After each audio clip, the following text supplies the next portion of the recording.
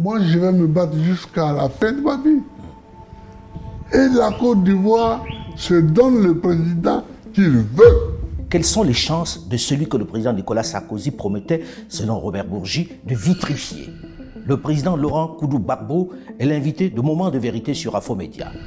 La relation entre la Côte d'Ivoire et l'AES. Quel est le regard que vous jetez sur cette alliance des États du Sahel? Un bon regard. Qu'est-ce qu'il faut en faire alors de la CEDEAO? Parce que lorsqu'on vous écoute, oui, cette CEDEAO n'a plus de justification, n'a plus de raison d'être. Mais c'est ce que je pense.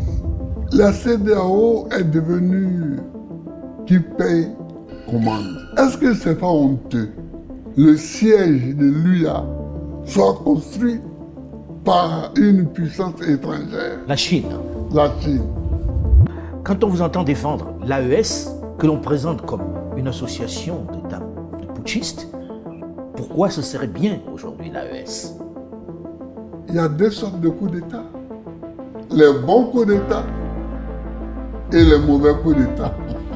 Parce que ou bien un coup d'État est un coup d'État, ou bien il n'en est pas. Ou bien il n'en est pas. Quand votre constitution vous donne 2 mandats et que vous en faites 3, 4, 5, 6, 7, n'est-ce pas de coup d'État? On parle d'actualité internationale, on ne peut pas ne pas parler de la guerre en Ukraine. Quand je vois la guerre d'Ukraine, je pense en 62. On vous traite tout de suite de quelqu'un de récupéré par la Russie. Mais vraiment, ça me dit rien. L'ONU est là pourquoi? Moi, la francophonie, je n'ai jamais bien compris ce qu'elle fait. Ils ont peur de votre tour? Mais j'irai.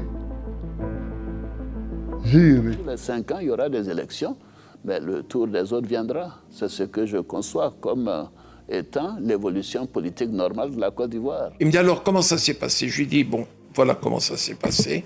J'en suis malheureux.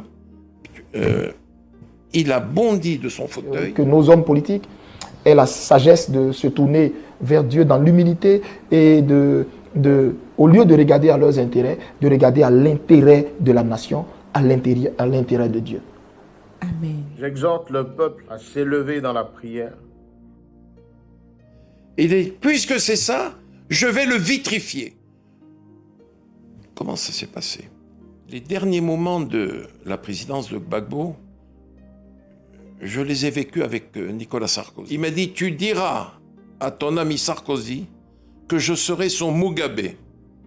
Bob, je t'ai assez entendu, et il a raccroché. Et je suis allé dire à Sarkozy... Gloire à nos peuples, dignité à nos peuples. Le gouvernement de transition de la République du Mali adhère totalement au diagnostic établi par la Fédération de Russie. C'est-à-dire que vous n'excluez pas d'être à nouveau candidat en 2025? Ah non, non, écoutez, ça suffit comme ça. C'est un sacrifice que je fais. Pour moi, il me serait difficile, même impossible. Et j'espère que la Constitution va nous régler ce problème. La culture néo-nazie et scélérate des autorités ukrainiennes, aujourd'hui alliées du terrorisme international. Moi, la francophonie, je n'ai jamais bien compris ce qu'elle fait. Ils ont peur de votre tour? Mais j'irai. J'irai.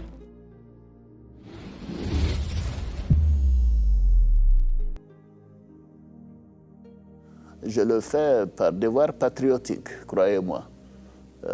J'avais déjà pris un certain nombre de dispositions pour faire autre chose. Et là, je le fais, disons, par obligation. Mais fondamentalement, ce qui m'importe, c'est vraiment ma conscience et l'amour pour mon pays. L'élection ne doit pas être une bataille à mort. Ce n'est pas nécessaire. Tous les 5 ans, il y aura des élections, mais le tour des autres viendra.